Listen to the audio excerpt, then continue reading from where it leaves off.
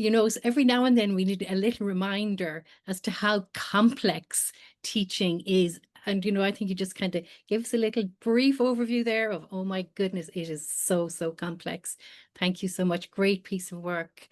Okay, so we're going to see if anybody has any comments or questions or thoughts for Eimear following that.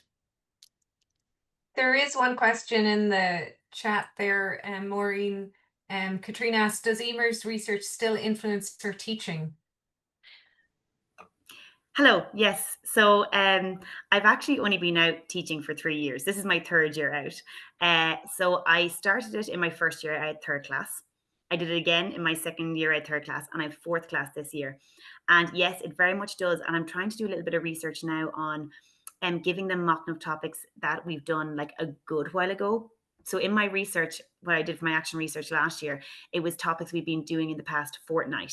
Now I'm kind of going back. So I kind of, at the moment with my class, we're reviewing topics we've done in September. I'm trying to see if they remember the information as much. So I'm still very much doing the research on it. And there's so much more scope as well. Like I've only had 9 to 11-year-olds in my teaching career. So at some stage, I'd like to go up and work with the older children, see how it could be adapted, and bringing it right back down to the younger children. Could mock-up be adapted for the younger ages if it was more use of visuals? So yes, very much still using it in my practice and researching it as well, because it's very fresh. That's great, Eimear. Thank you. Anybody else with any other questions or comments, thoughts? I just see one there on timing. Is there any way we can integrate it into our class time? Timing can be a big struggle, especially in secondary school. Yeah, 100%. And that's why I'm like, you know, we're so stuck. We already have all our subjects and we're stuck to already fulfill that. And that's why I feel like the big word I'm using is integration. It's integrating subjects. So in primary school, you could have 7 groups, one reflecting on the science, one reflecting on geography, one Irish, one English, one maths. It's also a form of assessment. You are assessing them, but they're also self-assessing, and also an integration of their principles and competencies as well. I think the person who asked me this, though, was based in secondary school. I mean, in secondary school, let's say you're teaching science, you could have one group reflecting on, oh, here I go now with my science topics, enzymes, one group teaching on something else. You know, you could still do it, but within a subject area. But yeah, I know the school day can be very, very tough to fit everything in. But I only did mock-up every fortnight on a Friday to review that we had been doing in the previous. Great. Thank you, Eimear. Jack, I see you have your hand up, Jack. Yeah, it's just a quick response. Eimear, as I look and I felt your embodied energy being expressed through this visual, okay? Now, I would just encourage you to include that kind of data, the digital visual data of you expressing that energy in practice. It's very powerful, and it also carries meanings and values that I think, you know, will literally inspire your audience, just as you have done tonight. But I would encourage you just to include those qualities into your account, okay? Right. Thanks very much. Jack. Okay. Thank you. Right, thanks so much. That was so enjoyable. As a fellow primary teacher, it's just so helpful to learn about more frameworks where we can integrate subjects and approaches. I loved your piece around the feedback from the students who said that you wanted to extend their interest in mock-up. And you mentioned that a critical friend helped you look at those comments in a positive way. So how important do you think that role of the critical friend was? Because perhaps as practitioners, we can be very hard on ourselves and it can be hard getting feedback like that. But the way you broke it down and unpacked it with your critical friend sounds like it was a real pivotal moment as well. So how important do you think your critical friend was to you? And do you see it as a role you'd like to offer to others as well? Yes, 100%. And I had 2 critical friends and I chose them wisely, because you want somebody who's going to be honest, but also helpful, you know, that will give constructive, I won't say criticism, but constructive help. Because I think as a teacher researcher, you get so caught up. I wanted certain results. I'm not going to lie. You want things you have an idea of how they're going to turn out. And when you get something like that data that completely flipped everything I wanted, I went into a complete rut, and I was like, well, what's the point in doing it if my high achieving children don't find value in it? And if I hadn't consulted my critical friend, then I don't know what I would have done. Really, she really did help me see it in a positive light. And I was a critical friend for one of the girls in the masters as well, and I found that it really helped me to look at somebody else's work and see what struggles she was having as well. But I do find that having at least one critical friend was very vital, because you can get so honed in on your research and have such expectations that might change. You need somebody else there to help you deal with that. Thanks so much, Gina. That's fantastic. I see a couple of more questions are coming in for you. Do you mind if I read one out to you here from Jordan?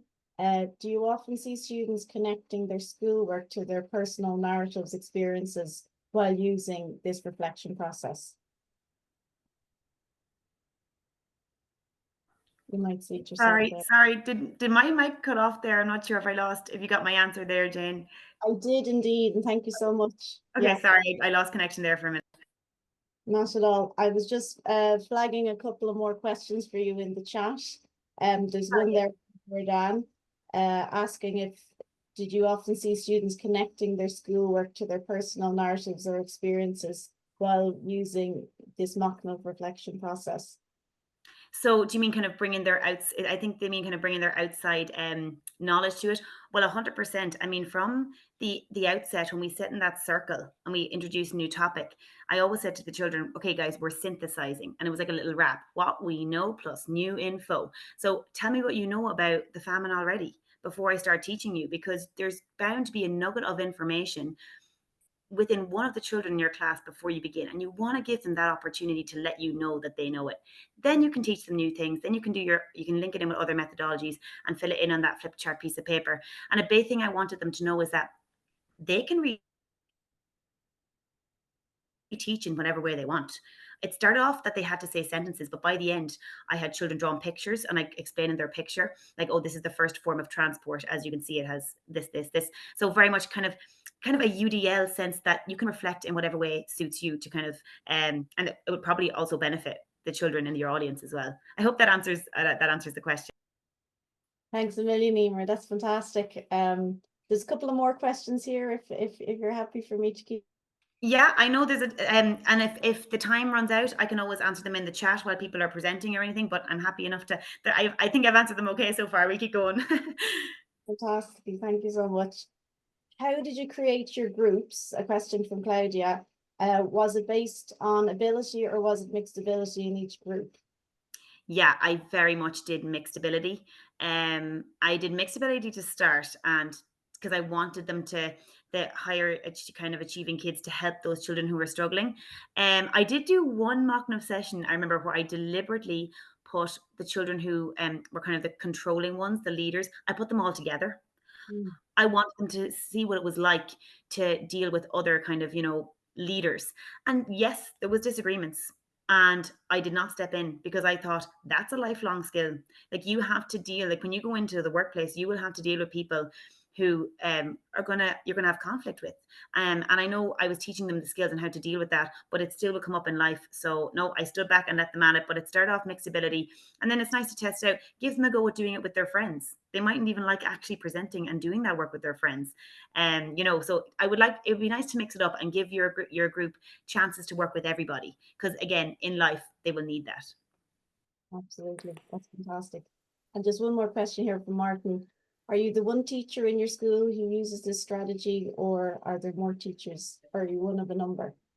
Yeah, so a big school. It's a senior national school, so 3rd class to 6th class, and we have 6 3rd classes, 6 4th classes, 6 5th, and 6 6th. So over 600 kids, and I was very much promoting it with the 3rd class teachers while I was in 3rd class, because I didn't want to go spreading it out into the 6th class teachers, because I hadn't done research. I didn't know how effective it would be. Now, I'm sure there would be teachers who would be willing to take it on board and try it, but for the last year and this year when I was doing my research, it was mostly the 3rd class teachers I was working with. But I mean, I'm sure that a lot of 6th class teachers would have been happy to give it a go with their class too, but I'm sure a few things might have had to be changed around. That's fantastic. It's wonderful that you got the chance to share that practice with your school. That's super. Eimear, thanks a million on behalf of all of us listening. That was so insightful. and I'm sure we'll all be crossing paths more on this teaching strategy. Thank you. Thanks very much, everybody. Thank you.